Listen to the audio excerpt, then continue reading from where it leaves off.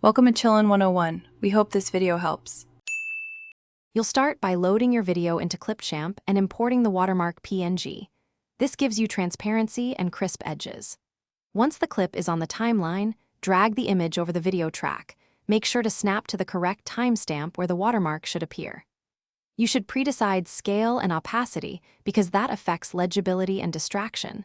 Small adjustments later are fine, but setting intent now saves time. Use 800-1200px images for HD projects, so the watermark stays sharp.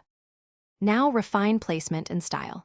You'll move the watermark in the preview window and use scale handles to size it.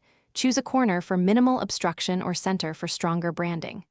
Once done, set opacity. 30 to 50% is usually balanced, and apply a slight drop shadow if needed to maintain contrast.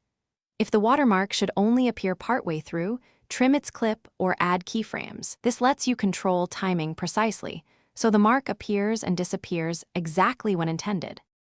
Finish by exporting with your project's resolution and a high-quality codec, so the watermark remains sharp. Once exported, immediately review the file to confirm visibility and placement. If the mark looks blurred, re-import a higher resolution PNG or increase its display size and re-export at a higher bitrate. If the watermark didn't appear, check that the image layer sits above the video track and that visibility is enabled. Then re-export. One quick tip: toggle playback with overlays on to preview exact. Thanks for watching. Consider subscribing if we helped you.